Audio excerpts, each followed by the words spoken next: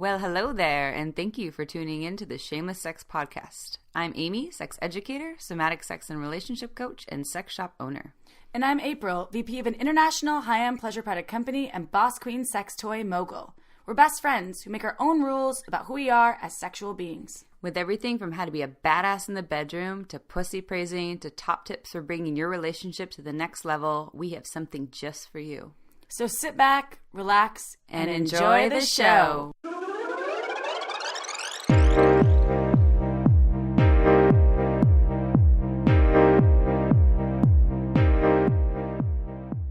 Don't forget to head on over to our website at shamelesssex.com for more. All right.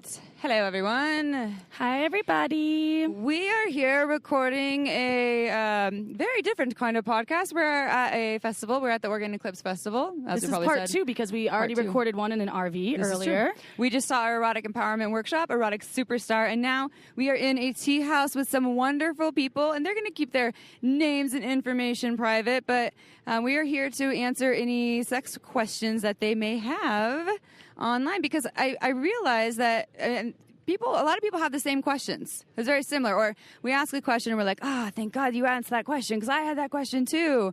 Or we also realize that shared experiences. We all have the same kind of qualms around sexuality, so it's really helpful to hear real life perspectives. You know, you can hear our perspectives left and right, and we've been doing a lot of this work, but it's great to hear other people too and where they're coming from. And we encourage you, our listeners out there in podcast land, to always email us your questions anytime you have a burning deep desire to ask us something that you want to know. We're at shamelesssexpodcast at gmail.com, or there's a link on our website, shamelesssex.com. So without further ado, who has a question? Sexuality. Oh, yes. Right. You want to travel over there? I'll go over there. Let's see how far we can go.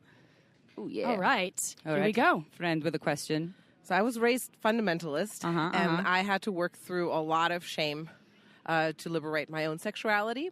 And so the sex partners I had since leaving fundamentalism have always been much more experienced, much more comfortable with sex, and they held space for my process as I'm working through stuff.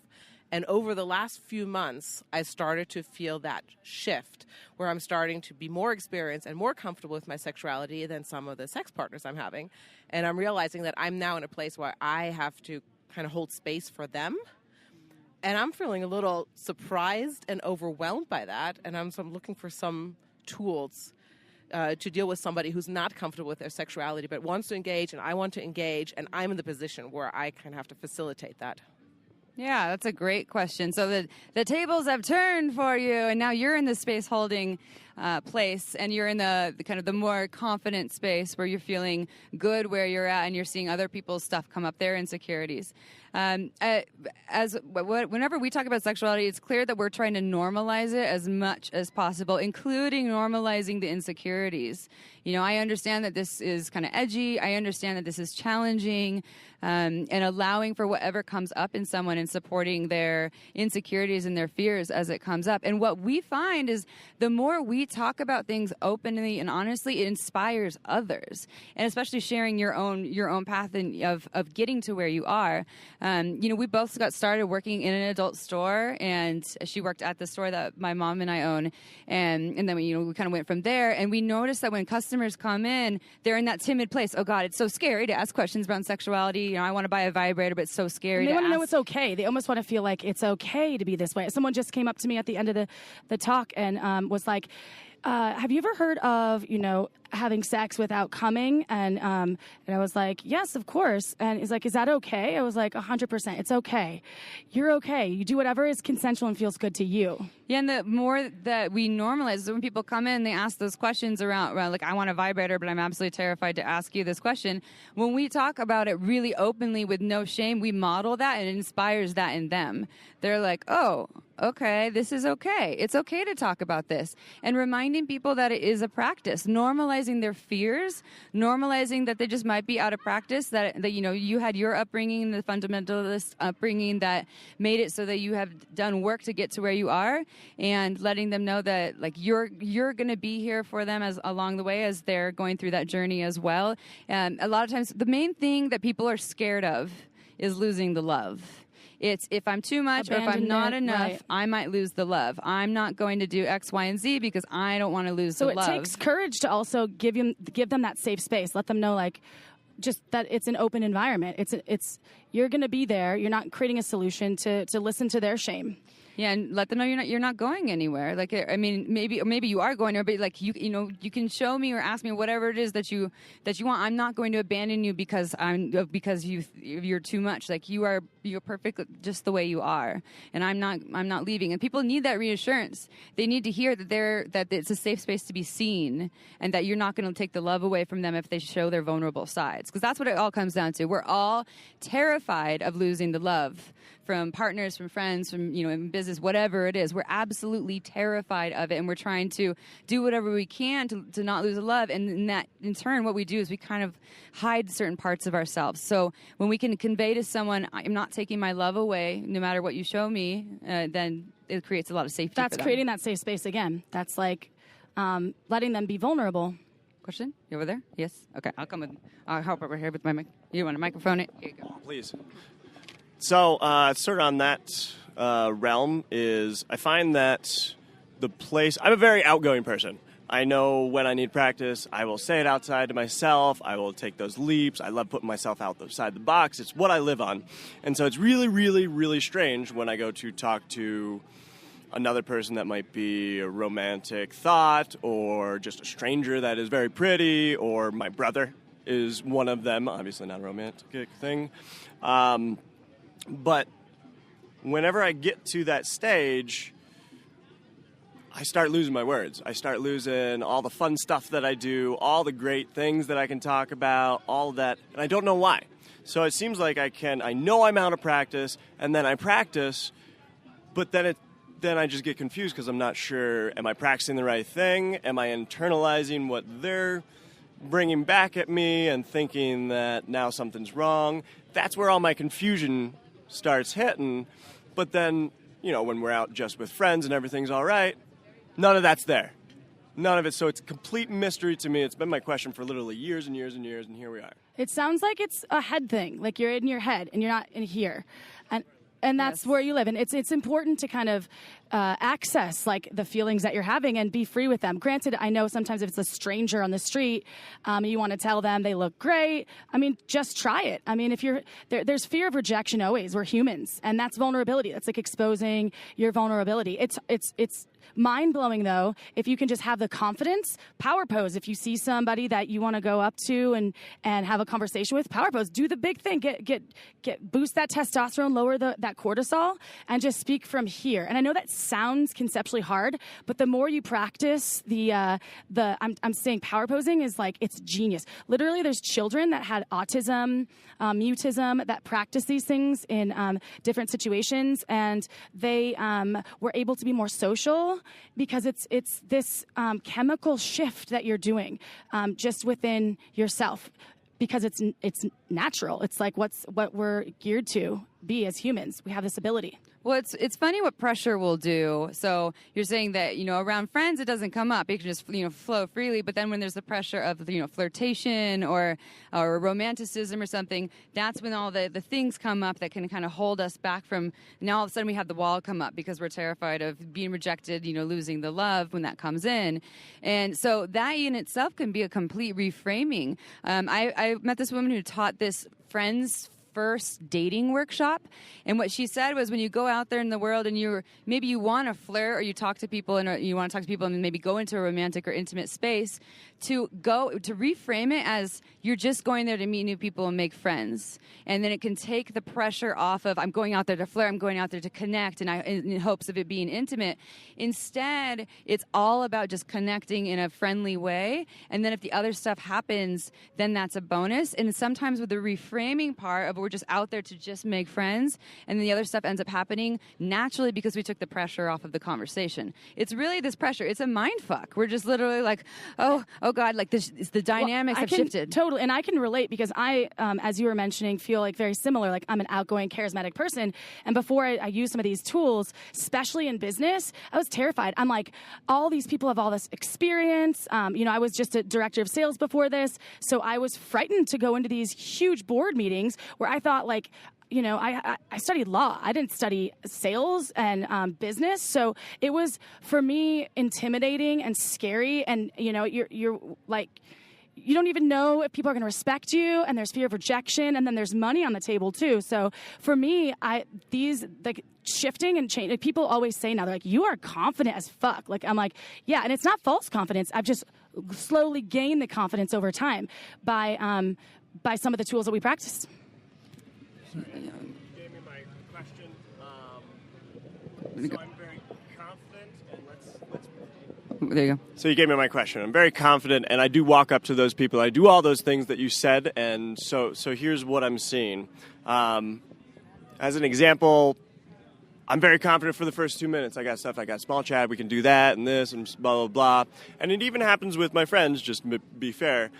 Once it gets to a certain amount of time, the silence comes, or I feel like I'm expected to fill in all the silences. They shut down.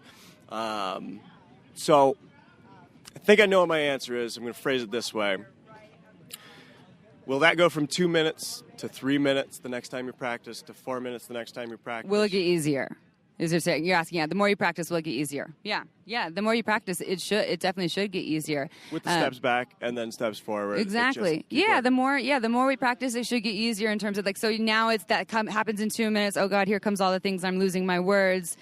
And a good thing in that moment, take a break, take a breath. You can even, a lot of times we think that, silence is really uncomfortable. We have to keep going. We have to fill the space. Oh, now there's silence, so now the connection's over. Connection doesn't end in silence.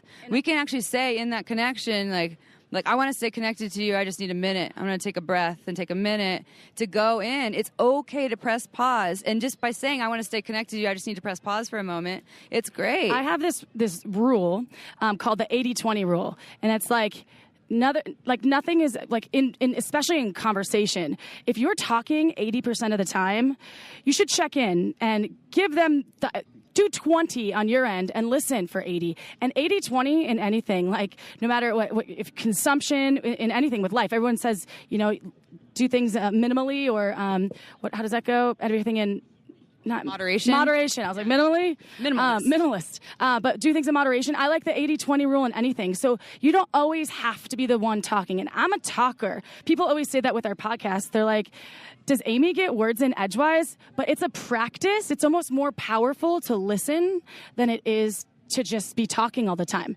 And I'm like, I know you want to be heard. And I have friends, good friends, that will talk at me. And I'm like, hey, how about we 80-20 it a little bit? And I'll just check in with them and you're right. I'm so sorry. How about you shut the fuck up for a minute? And it's really helpful. And I'm like, the 80-20 rule. And in business, I do it too. Even if I'm like, I have so much to say. I'm like, April, take a breath. Let's slow it. The power of taking a breath is big. And again, we can do it at any time. It's okay. And again, when we convey the thing, I want to stay in connection to you, or this isn't that I'm not interested in talking to you, I just need a moment. This is my thing.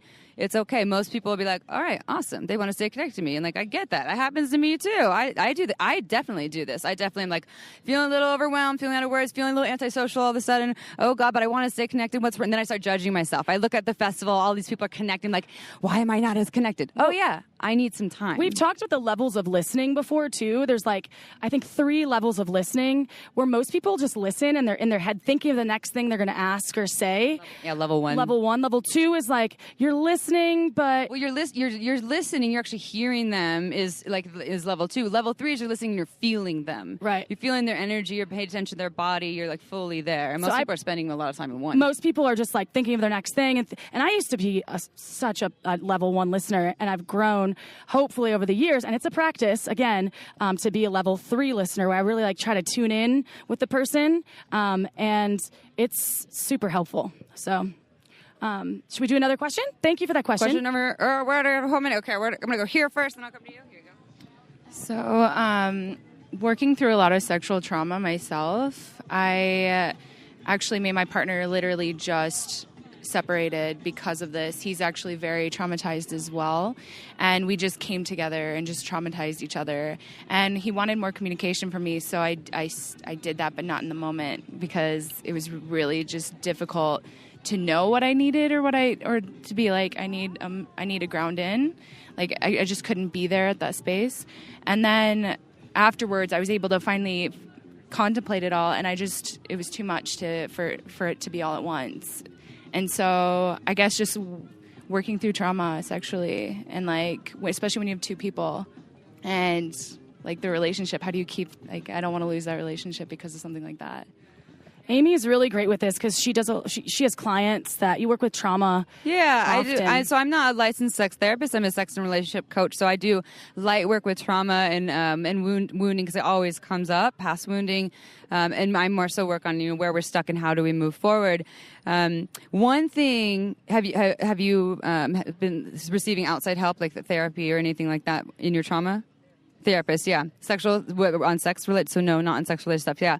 So there's therapists, there's good therapists, there's not so good therapists. Not so good therapists just listen to you, and they are like your journal that you're writing in. Great therapists are actually going with you in the journey and trying to give you the missing experience that you didn't get when you had the trauma. And there's a lot of really great ones. If you don't know of any, I would ask around. And especially great therapists, because some therapists aren't equipped to talk about sex. It's triggering for them, and they in fact can create some shame around it if they're not ready for it. So finding someone that can guide you, because this is the thing. So we were designed to live in community. Like back in the day, we were all living in tribe and in community, and we were all helping each other, raising each other's kids, foraging together, and working out our shit together. I would imagine it wasn't just like, oh, and we live in this nuclear family idea, isolated world where we have shit, and it's like I need to keep it and do it on my own. No. You get a team of guides to help you, and especially when it comes to a partner, when you feel like you two are both highly triggered and stuck and have deep trauma, and your triggers are so intense that you can't move through them, you get help, and you have someone move through them with you, like a mediator, a guide, or an intensive therapist that can guide you along the way, because you shouldn't have to do it alone. And you could even have, friends or something mediate that, although they are usually very biased, and so it isn't usually the best go-to to have someone with a non-biased opinion.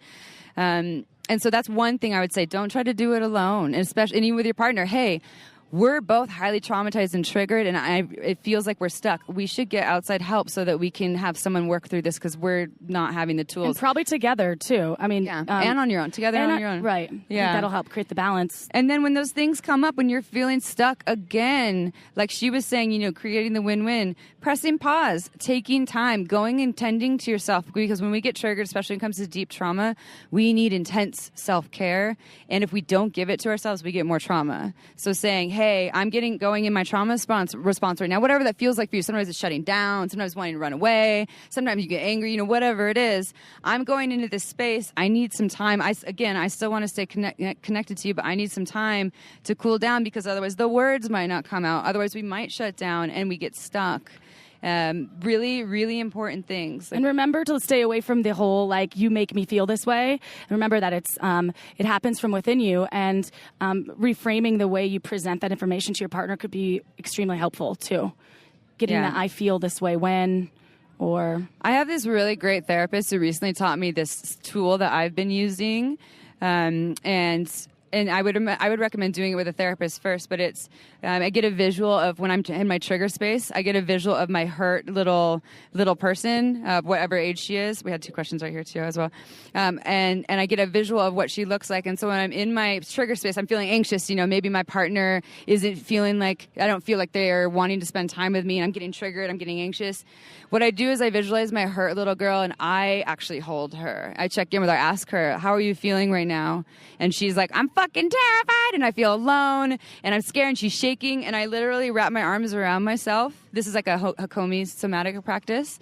Wrap my arms around myself and give her what she needs, because again, it comes down to us. And so having a therapist do that with you initially to work through the trauma work is important, and then eventually we can give it to ourselves, because when we're relying on a partner to do it and they're triggered too and they can't show up for us, we get stuck. It's a downward spiral. So my advice would really be find someone to do the work with, and then learn tools to be able to give to yourself, and take time and press pause as much as you need.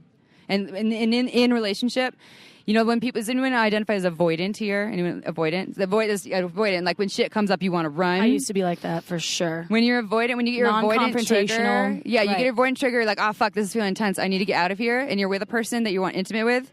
If you run, it can again trigger them too, to say, hey, I'm feeling really triggered. I want to stay connected to you, but I need some time. Like, it goes a long way, especially if they're anxious. It creates this thing like, okay, I'm not being abandoned, but they just need time. Like, it's okay. Again, voicing that vulnerability. What Creating do you feel? the win-win Where are you at? too. Or come back when it feels different, or when you can have your head on and come from a loving place.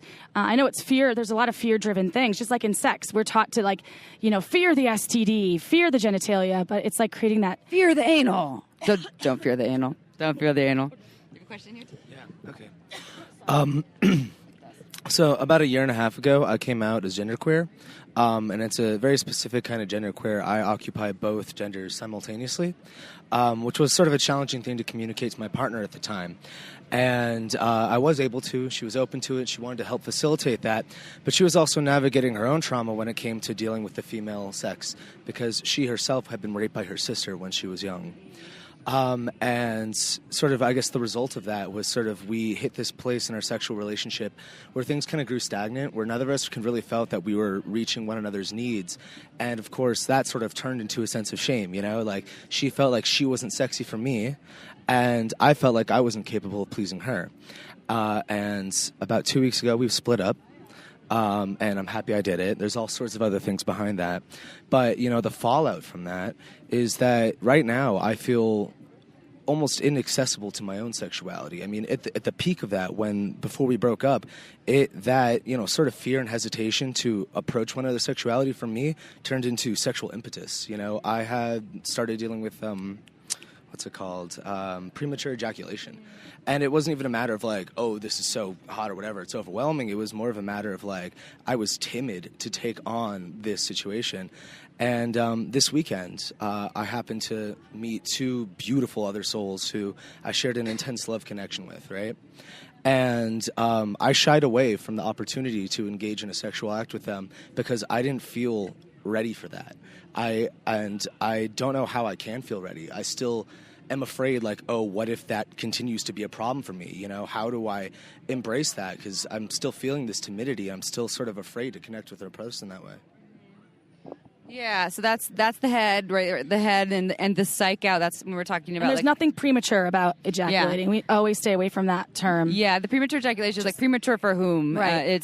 There's a lot of stigma around it, and of course we can get shame around it. Like I say, we come really quickly, and that's not what we want. And then a partner shames us, like, you did it again, or something along those lines. Always, if ejaculation happens, I'm like, yay, you should feel great, awesome for you. Like, how was that orgasm? All right, cool.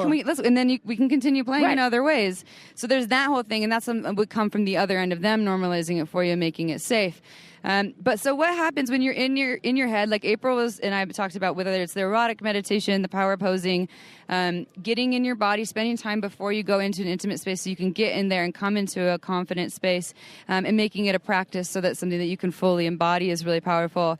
Also, when it comes to erections, premature ejaculation, a lot of those things that come up, it's the head, right? So what happens is we are so in here that usually the thing that we don't want to happen happens. Where I don't want this, I don't want this. Right, because you say I want my dick to be hard. Oh no, it's not happening. And then you get so caught up into it. Or I'll do I'm not feeling horny right now at all. I'm not turned on, and so I'll be like, I'm not turned on. And then it just goes into this space of the spiral. It's getting out of the head, and that's when the tools that Amy was talking about, like where you kind of are getting into that space of like your erotic self, finding that erotic self, breathing into it, feeling sexy, what turns you on, and do it in the bathroom before your experience with the car or wherever is a space that you feel safe. And the other thing about that too, this seems to be a topic of this talk. It's okay to slow down and press pause when you're feeling, you're starting to touch someone, you're feeling the anxiety, the intensity. You can say, hey, this is feeling really good, like really fucking good. I need to slow down and take some breaths and just be for a little bit. Is that okay? I want to stay connected to you, but I just need a little time to calm my system down. And you can always start it with that kind of positive reinforcement, that positive affirmation. Like, this feels really good and I want to keep doing this. I just need a minute. I just need some space, and start to breathe. And if a lot of times when it comes to erections and premature ejaculation, there's also too much focus here. It's like right here and right here. So you can start to breathe, focus on your lower belly, start to focus on the thighs, anywhere. Take the focus out of the genitals and out of the head and into the body, but in other places that aren't your erogenous zones. And those can help to lower the anxiousness. And also, Breathing is important. If we breathe fast, it heightens our arousal. It makes it so we can actually come a lot faster. So it can be really useful if we want to come faster. But if we want to calm the system down, is the slow, deep breaths. And again, it's okay to press pause, to take breaks. We constantly feel like we need to fill the space. Once I start something, I can't stop. We can stop. This is part of the consent issue, as people keep going because they've already started touching and now they feel like they have to do it. Or, or in terms of what you're talking about, it's, look, the energy is getting heightened, but maybe you don't feel comfortable enough saying, hey, this is getting really intense and I'm really loving it and I just need some space because my intensity is really warped up. And that's a tool that can make you more confident because now I have a tool. I can press pause any fucking time I want to. I can breathe. I can say, I want to keep playing with you, but I just need a half an hour to myself. Is that okay? And they might say, when you come together, maybe their energies calm down, but that's okay. You need to take care of your needs. Right. And that's power posing could come in really, really, effectively for that kind of thing. Because it's the pressure and cortisol could go hand in hand with each other. Cortisol is a stress hormone. And so it's definitely going to help you as well. So thank you. I have a couple of things. I came in late to the workshop. Could you mention power posing really quickly? What is that? So power posing in nature, and Amy Cuddy has a great book called Presence if you ever want. She also does a TED Talk. She's a genius professor who went through some trauma and actually lost a lot of her brain cognition in an accident. And she was considered gifted before that, and then she had to relearn everything, and now she's a Harvard professor. But she was terrified because she felt anxious consistently because her brain wasn't working properly. So she ended up meeting a professor who told her, you have what it takes, fake it until you make it. So she started doing all these studies about, can you train the brain to fake it into feeling confident? So what happened was she did all these studies. Finally, she faked it until she made it and then realized that, yes, we're linked because we're part of the animal kingdom. We're linked closest to bonobos genetically. And they all do the same exact triggers. So even blind folks have never seen anything once in their life. They'll run a race. And if they win, they raise their arms up. They get really big because that's like an alpha move. So in order to train the brain to feel confidence, you basically get bigger. So instead of, if you're at a meeting or you're at dinner or you're feeling and you slouch over, you touch your neck, you're getting small. This is a sign of, in the animal kingdom, of weakness. That's why alphas come in. So if you get bigger and you feel, what I do is I call it the Wonder Woman, but you can call it anybody can do it. But I get big before a meeting. I stand in the mirror and I breathe for 2 minutes, and 2 minutes a day power posing. Obama is a perfect example. Do you remember his little lean back in the chair where he did this? That's another one. And if I'm in specifically business meetings, never have your hands underneath the table. It's also a sign of weakness. There's all of these things. But getting bigger, just like if you saw a bear in the wilderness, you get big, is going to trigger your brain chemically to, again, lower those cortisol levels, raise those testosterone levels, and give you the actual alpha power that you need in any situation. Job interview, before you're going into an intimate experience with somebody or you're just nervous in general. And it's proven scientifically. And they did all this research and studies behind it. I think they tested more than 50 different people were in the study, and people that power posed before a job interview scored higher, felt like the job interview went better, and then people that didn't had the opposite effect. They got stuck with their words. They felt nervous. They felt they didn't have the confidence. But because if you go in with the alpha perspective, you get viewed as an alpha. You can take that shit out. Thank you. You're welcome. And then I just had a question, and I think you guys said something about talking about you mentioned something about talking about sexuality, so I'm happy to do that too. I have a question that's come up right now when you guys were talking about asking for what you want, and I've been doing that practice a lot, and I am becoming familiar with rejection and things like that, because I think that's an important part of asking for what you want, and knowing, especially when you're relating with another person, knowing that whether they want it or not, whether they can meet that or not, that you can say thank you, and have those kinds of practices, and the self-care and self-love. And still I see that part of me that's rejection and holding on, I'm kind of in a place where I'm like, how do I, am feeling an exit of a relationship or a serious transition of the relationship, and just feeling how it's become kind of unsafe for both of us, and a lot of rejections coming up. And even when we're with strangers, like maybe I see a stranger and I'm like, I want to cuddle. I think it's less personal when it's a stranger because they're like, yes, no. I'm like, okay, whatever. But when it's someone close to you and you feel rejection, there's like a bigger quality. I always go into every situation knowing that there is a possibility for it to be rejection, and of course it doesn't feel good, but remembering that you want to create a win-win for all the people. So I think that if you can kind of come to a place within yourself, and it's hard, like that's why I use the whole hard no, hard yes, no maybe, because I'm like, a hard no hurts for a second, like it maybe feels like a little punch in your gut, but then you can get over it. You're like, okay, I feel better. On to the next thing.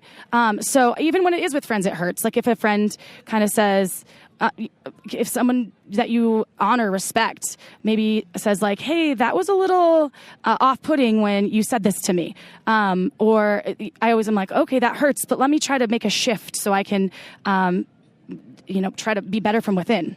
Well, and what I think it's Charlie Glickman who said this, that so rejection is a shame piece. It's I'm being rejected, me. And what he says is to reframe it as a declined opportunity. It's not a rejection, it's a declined opportunity. So it's that thing again. So there's like guilt versus shame, rejection versus a declined opportunity. Okay, so I put myself out there and they're rejecting the opportunity instead of internalizing it as I'm rejected. It's me. I must be, it must be the way I look, the way I smell, the way I act, reframing it beyond this internalized thing, beyond the self. And it's just the thing, hey, do you want to cuddle? No. And okay, they just don't want to cuddle. Right. They declined the opportunity. A lot of times their loss. Right. I'm awesome. I'm like, that's their stuff. Yeah. You can kind of put it as that's their stuff. I get it. No problem. I know how great I am.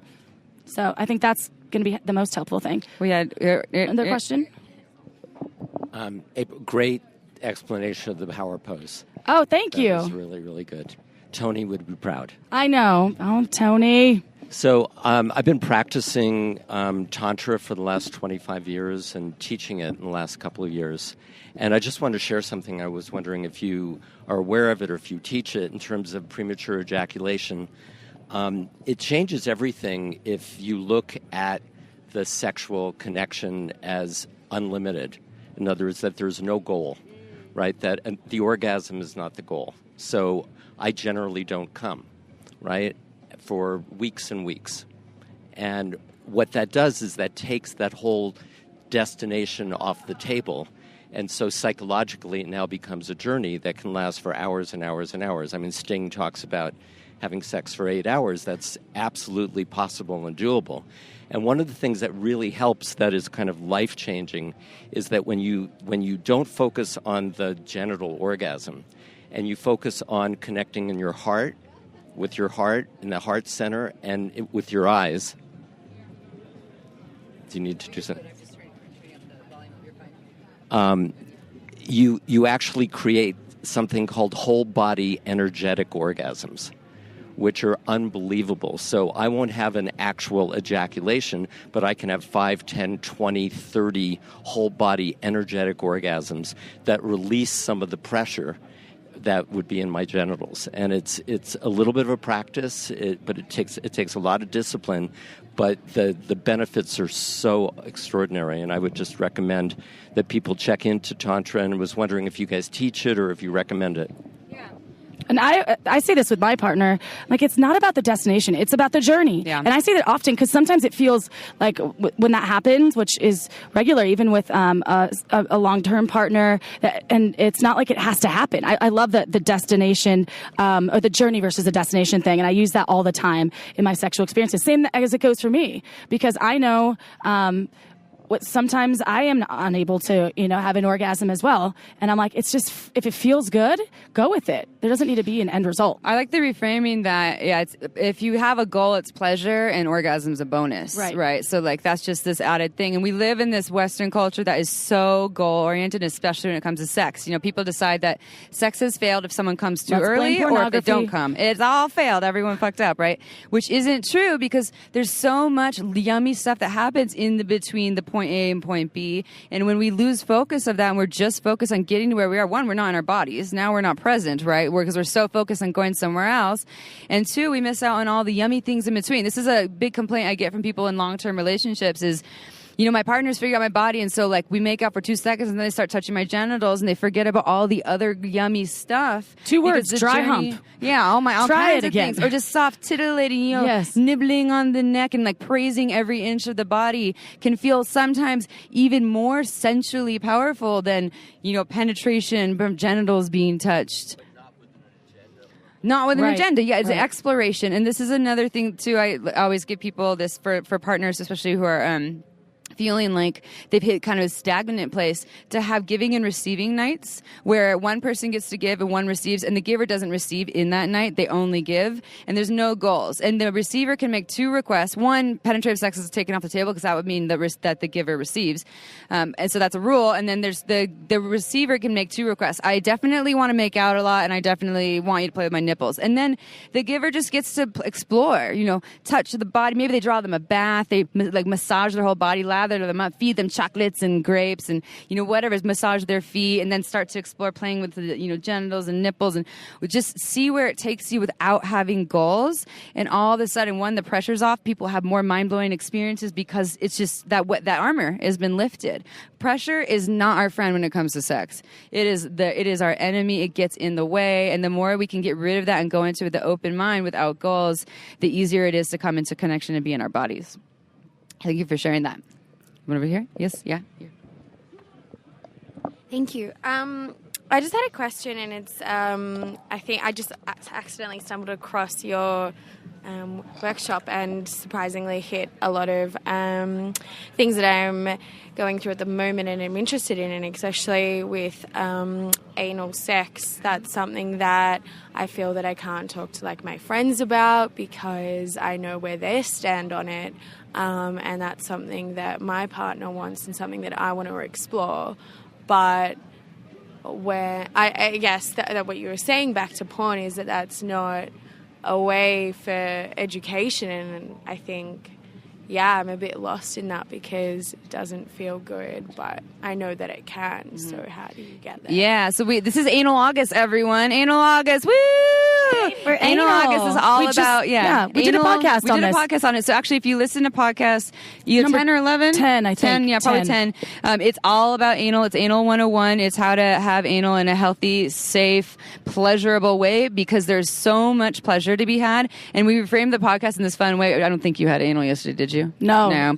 She has never actually had anal sex, but she's like totally planning on it, and I've told her she should do it. It's because I got too backed up with the bowel movements. Oh, yeah, here. she has some bowel issues. But it's true. Whatevs, everyone poops. So, so we had a whole podcast on it because I was giving her step-by-step instructions on how to do it. So if you listen to the podcast, it will have all the information on how to do it because, yes, porn is the worst. Right, and educator. The key is prep. Like, I used to work for a company that we made butt plugs, and butt plugs could be your friend. Also, just like start with the finger. It takes a lot of time. It's dedication. It always like goes slow. There's no anal slower. penetration quickies. No, it's not there's a part of it. Maybe just with like a finger, but the porn stars have been those porn stars. This is like a little known fact, but they have been wearing butt plugs, like massive butt plugs, all day long, or at least like an hour or two, or before. at least, but like and bigger ones, so they can have the quick penetrative anal. That's not usually how folks, unless they're really advanced, they can't really have those. And you need lube. The anus is not like self the ass does not lubricate itself. Yeah, there's so many things that they're just not in porn. They're not showing you,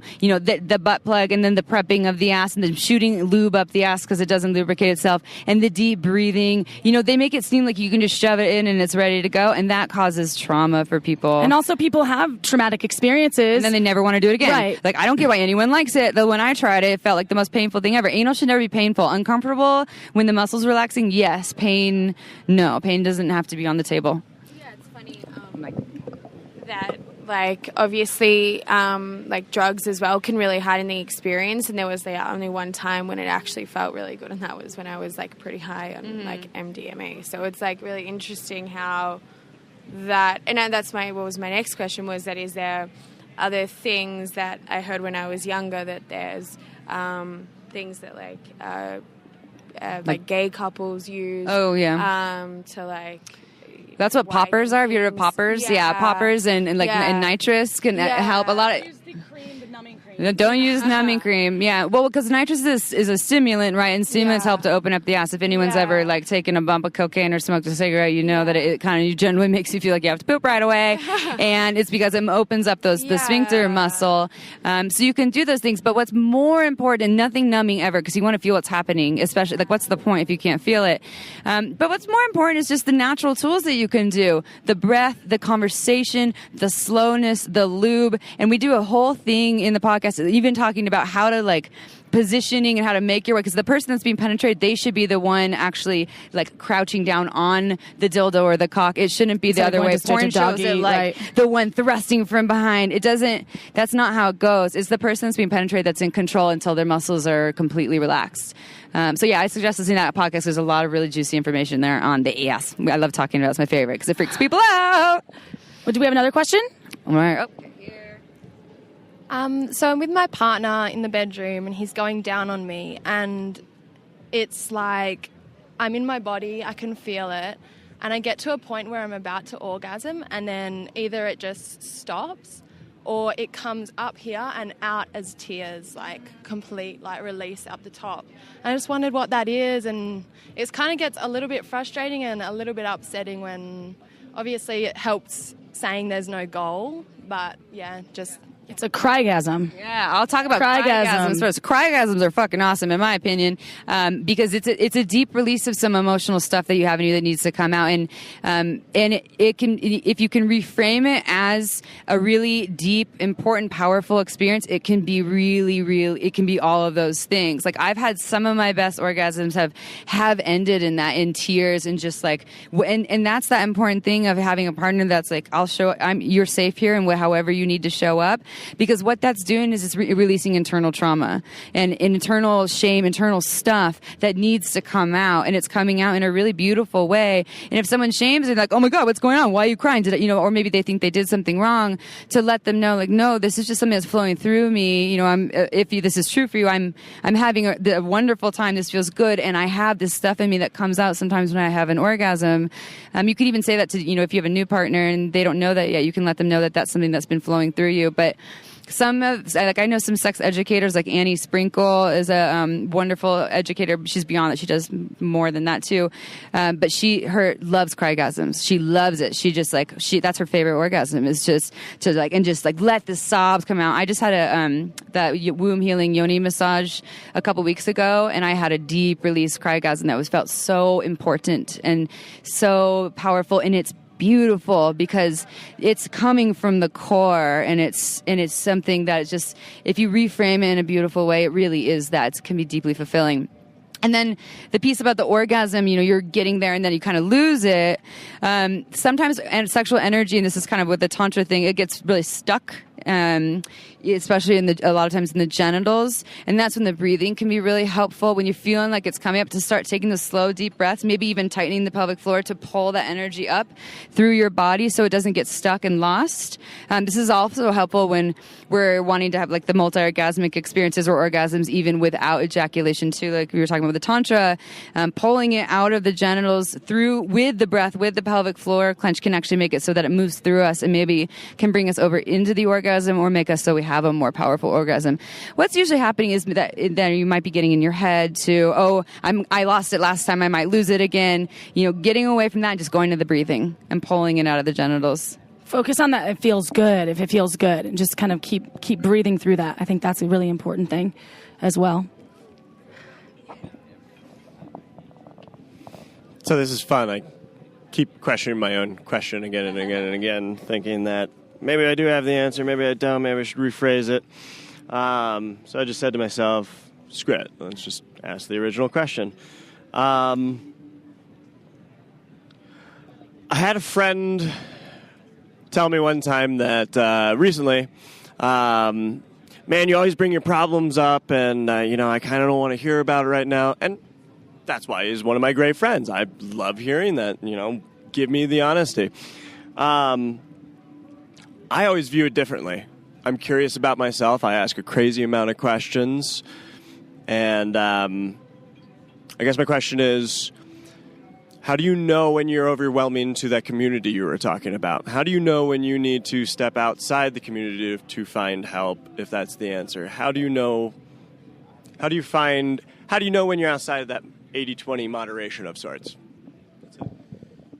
Well, I think in general, I mean, like, being social, kind of keeping, like, out of your head and feel the energy of the people. Like, I know that I'm a lot to take on. Like, I mean, everyone's like, you are full of energy. I'm always like, and... Or in the mornings. I wake up in the morning, I'm, like, really quiet in the morning. I need space. And she's like, hey, Amy, what's going on? I check in with the people. I'm like, is this too much for you? I'm like, this is me. But I just check in with people because I have a lot. And I go a mile a minute. My head goes a mile a minute. So my tool is always just to, like, check in with myself.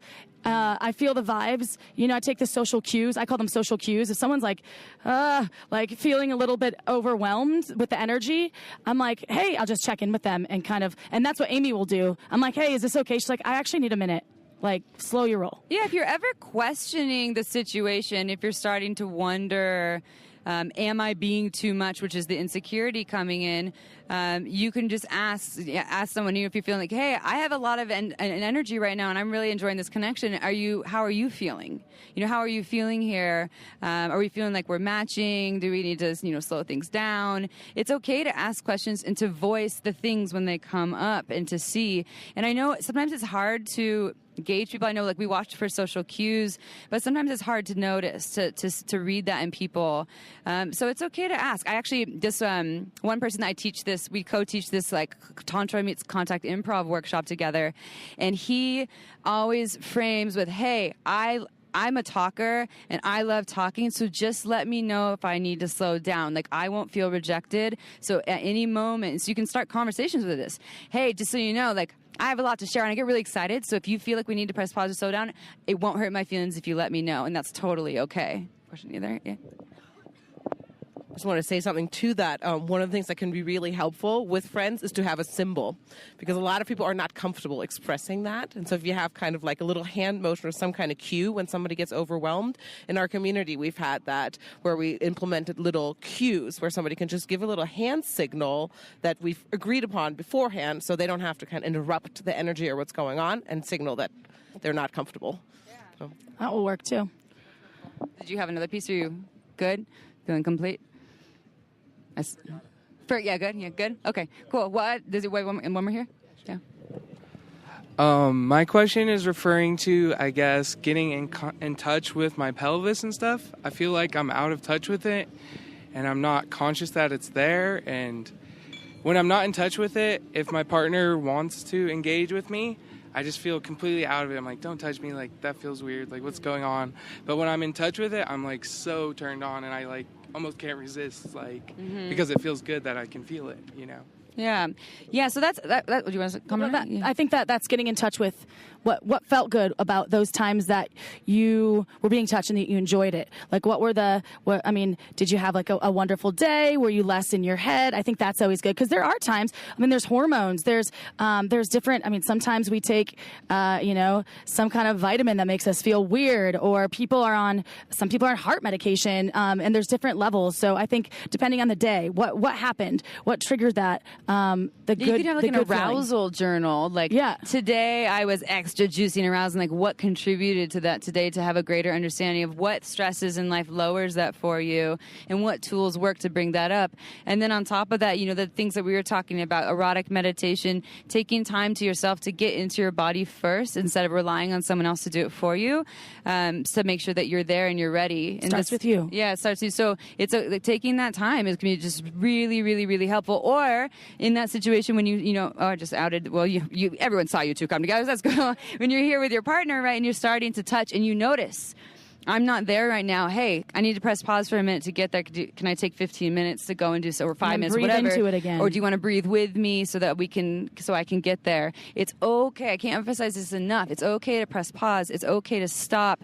It's okay to take the time out. It's okay to be in silence for a little bit to take care of the needs. And it's okay if you're not feeling it right then. Just take a minute. Create that win-win together. Okay, no problem. And then trying to voice it in a place way that isn't shaming. Right. If you're I love you. Like, I hate when you touch me that way. Right. Instead, say like, hey, I love you and I want to stay connected to you, and I'm feeling like I'm not in my body. I need some time, or maybe I'm not feeling like playing. That right now. happens It's to me okay. when I drink too much wine. I'm a wino. loves I love wine, and then I'll know, like, I'll feel all excited and turned on, and then it'll be getting in the moment, and I'm like, oh man, I'm just not feeling it anymore. Like, I think I drank too much wine. Yeah, fun fact: 1 to 2 drinks, depending on your body size, it ups the sex game, and after that, it's all downhill. We numb Right. out, We lose erections some aren't doing nerve so feelings, hot. Yeah. So it's not the best. That bottle of wine isn't the best thing for sex. Seems Damn like it. you're in the moment, but But I love wine. I'm gonna still drink it. She loves her Pinot Noir. Just 2 glasses.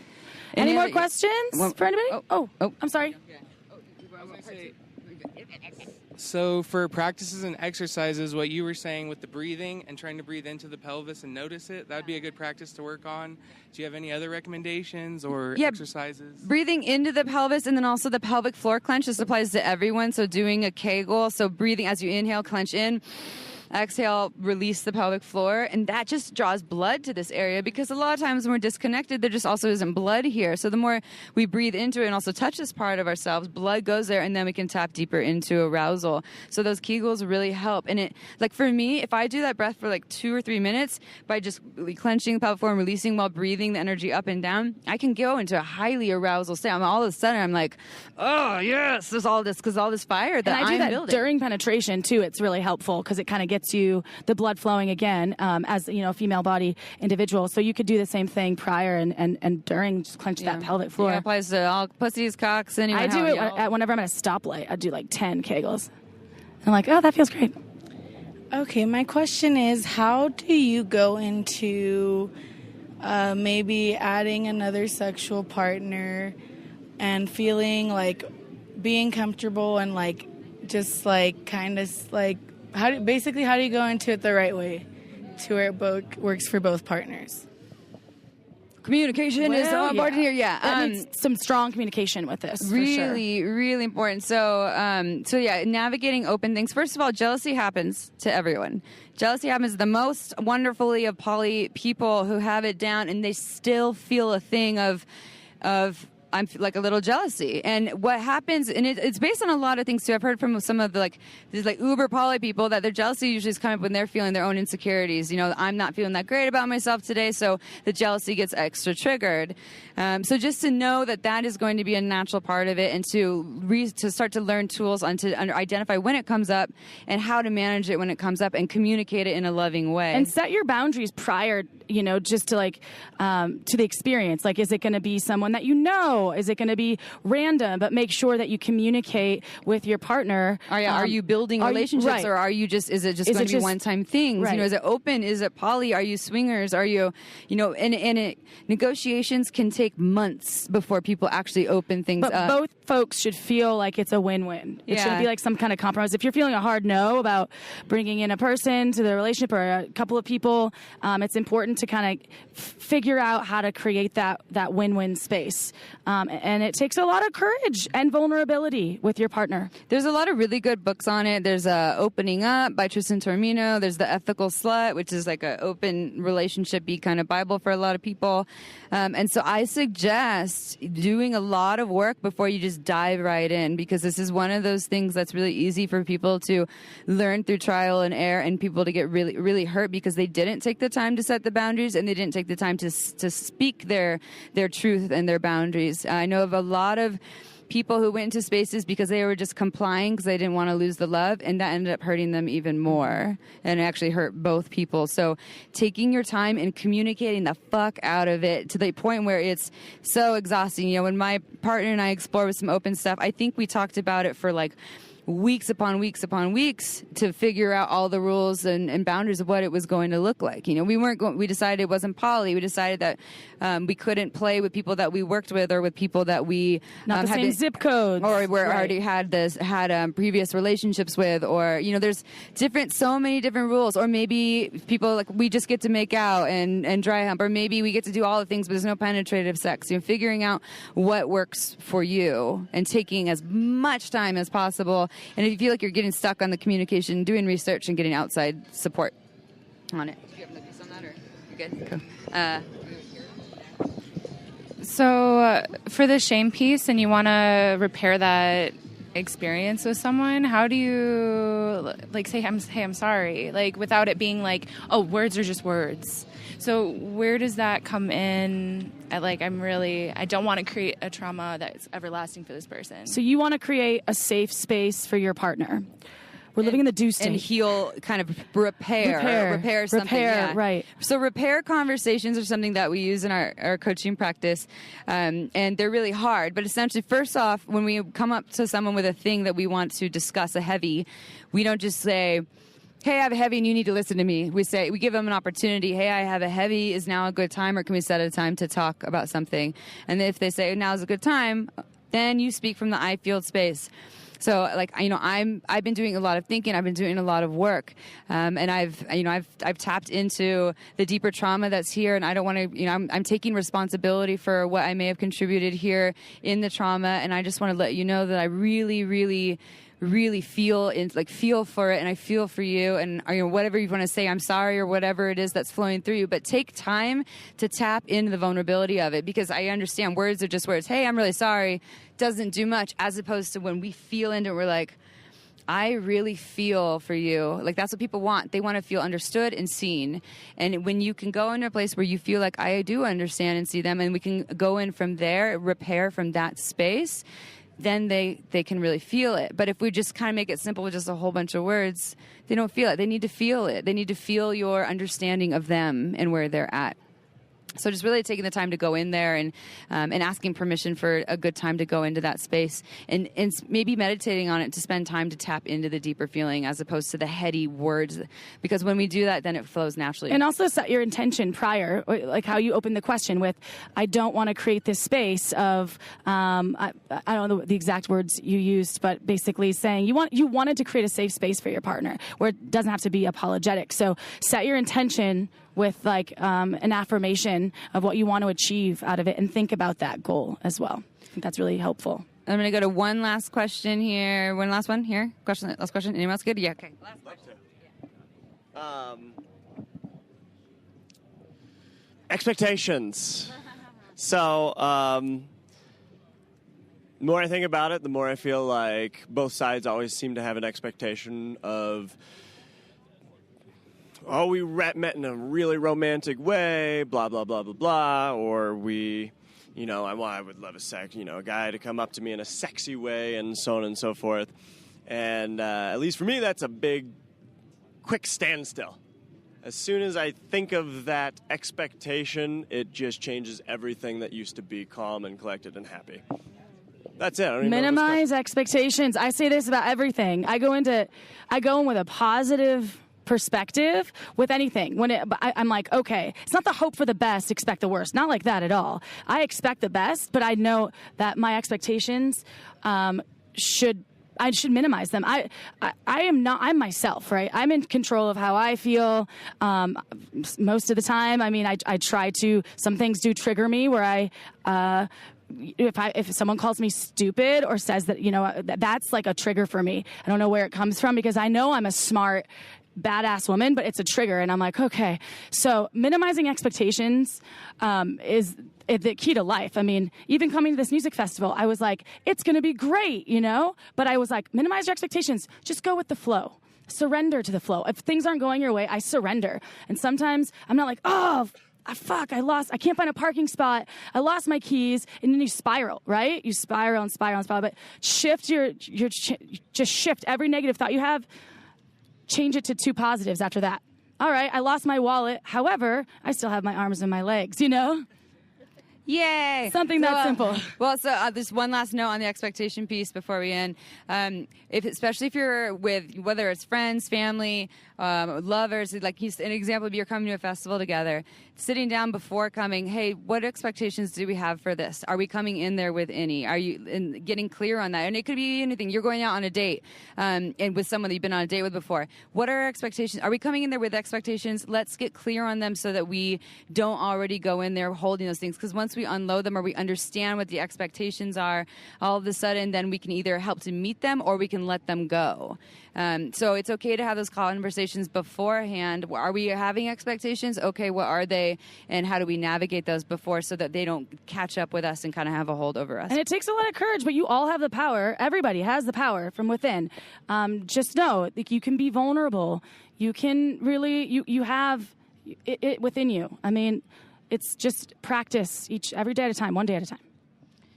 And so now we're going to end, and all that's right. your cue, Chip. Thank you so much for tuning in. We love each and every one of our listeners. And thank you to all of you for showing up. Thank you for all of you and your questions, beautiful people. And we will see you next Tuesday, so ciao for now.